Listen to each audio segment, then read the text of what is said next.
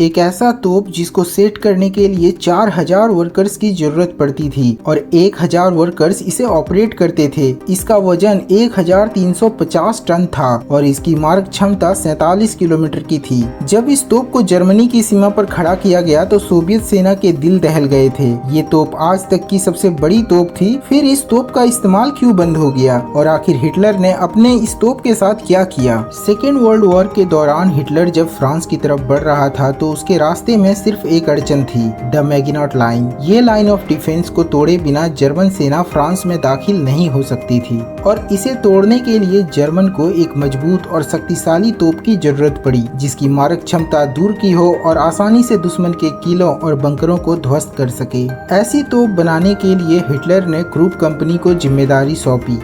ये तोप को बनाने में क्रूप कंपनी को लगभग 2 साल का समय लगा। क्रूप कंपनी भारी तोपों और युद्ध के हथियारों को निर्माण करने में एक्सपर्ट था और इस कंपनी के मालिक गुस्ताव क्रूप के नाम पर इस तोप का नाम भी गुस्ताव पड़ा। इस तोप को बनाने के लिए सैकड़ों इंजीनियर्स और कारीगरों को लगाया गया जो अत्यधिक जटिल तकनीकी चुनौतियों का सामना कर रहे थे। इसके निर्माण में कई टन हाई क्वालिटी वाले इस्पात का उपयोग किया गया जिसे सही आकार और मजबूती देने के लिए उन्नत धातु विज्ञान और भारी मशीनरी की आवश्यकता थी। इस विशाल तोप के निर्माण के दौरान इंजीनियर्स को कई कठिनाइयों का सामना करना पड़ा।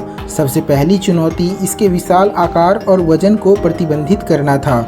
इतनी भारी तोप के लिए मजबूत रेलवे ट्रैक और एक स्पेशल व्हीकल प्रणाली विकसित करनी पड़ी ताकि इसे युद्ध के मैदान में लाया जा सके। दूसरा बड़ा मुद्दा इसकी अत्यधिक भारी बैरल था जिसे इस तरह डिजाइन करना था कि यह सटीकता बनाए रखते हुए बड़े पैमाने पर विनाशकारी गोले दाग सके। इसके गोले भी लगभग 7 टन वजनी थे जिन्हें संभालने और लोड करने के लिए स्पेशल क्रेनों की मशीनों की जरूरत होती थी। इसके अलावा उत्पादन प्रक्रिया के दौरान जर्मनी को उद्योगों में बढ़ती युद्ध आवश्यकताओं के कारण श्रमिकों और कच्चे माल की कमी का सामना करना पड़ा। युद्ध की स्थिति तेजी से बदल रही थी और इस तरह के भारी हथियारों का उपयोग करने की व्यवहारिकता पर भी सवाल उठ रहे थे। जब तोप तैयार हुई तो इसे तैनात करने में भी हजारों सैनिकों और इंजीनियर्स की जरूरत पड़ी जो इसे सही जगह तक पहुंचाने, इसकी स्थापना करने और ऑपरेट करने के लिए आवश्यक थे। इसे बनाया तो गया था फ्रांस के खिलाफ लड़ने के लिए, लेकिन जब तक यह बनकर तैयार हुई तब तक हिटलर फ्रांस जीत चुका था। लेकिन गुस्ताव के लिए अपॉर्चुनिटी की कमी नहीं थी। हेवी गुस्ताव को 5 जून 1942 को सेवास्तोपोल की घेराबंदी के दौरान सोवियत संघ के खिलाफ पहली बार तैनात किया गया, लेकिन इसे तैनात करने में जर्मनी के पसीने छूट गए। हेवी गुस्ताव को सोवियत संघ के खिलाफ तैनात करने के दौरान जर्मनी को कई गंभीर कठिनाइयों का सामना करना पड़ा। सबसे बड़ी चुनौती इसकी अत्यधिक विशालता और भारी वजन था जिससे इसे युद्ध क्षेत्र में ले जाना और स्थापित करना बेहद मुश्किल हो गया।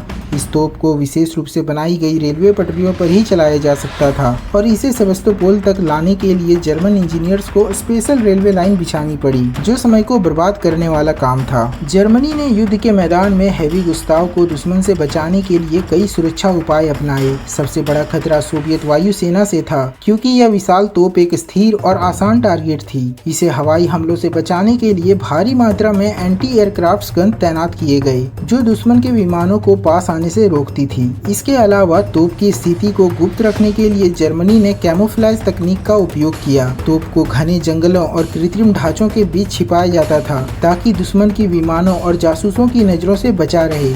इसे युद्ध क्षेत्र तक लाने के लिए रेलवे ट्रैक विशेष रूप से बनाए गए थे और रास्ते में इसे बार बार ट्रांसफर किया जाता था ताकि दुश्मन को इसकी सही लोकेशन का पता न चले। जब हेवी गुस्ताव को युद्ध क्षेत्र में तैनात किया जाता था तो उसके आसपास हजारों सैनिकों की सुरक्षा भी तैनात की जाती थी जो किसी भी जमीनी हमले को रोक सके। इसके अलावा इसके संचालन क्षेत्र को दुश्मन की तोपों और लंबी दूरी की मिसाइलों की सीमा से बाहर रखने की कोशिश की जाती थी ताकि उस पर सीधा हमला ना हो सके। हालांकि इतनी विशाल तोप को पूरी तरह से छिपाना मुश्किल था और यही वजह थी कि जर्मनी को इसे तेजी से ऑपरेट करना पड़ता था और फिर तुरंत स्थान बदलना पड़ता था। लेकिन फिर भी युद्ध की बदलती परिस्थितियों में इतनी बड़ी तोप को बार बार सुरक्षित रूप से ट्रांसफर करना जर्मनी के लिए एक बड़ी चुनौती बन बनी रही। गोला बारूद की हैंडलिंग भी एक बड़ी समस्या थी। 7 टन वजनी गोले को लोड और फायर करने के लिए विशेष क्रेनों और उपकरणों की जरूरत थी, जिससे इसकी फायरिंग स्पीड बहुत धीमी हो गई। हर गोले को लोड करने में काफी समय लगता था, जिससे इसे तेजी से बदलते युद्ध क्षेत्र में प्रभावी रूप से इस्तेमाल करना मुश्किल हो गया। इसके अलावा तोप के रखरखाव और संचालन में हजारों सैनिकों और इंजीनियर्स की जरूरत पड़ती थी, जिससे जर्मनी के अन्य युद्ध अभियानों के लिए संसाधनों की कमी हो रही थी। युद्ध के दौरान मौसम और भूमि की स्थिति ने भी परेशानियां खड़ी की, क्योंकि इस भारी तोप को स्टेबल और सही स्थिति में रखना कठिन था। इसके अलावा यह तोप केवल स्थिर लक्ष्यों को नष्ट करने के लिए प्रभावी था, लेकिन गतिशील युद्ध स्थितियों में इसकी उपयोगिता सीमित थी।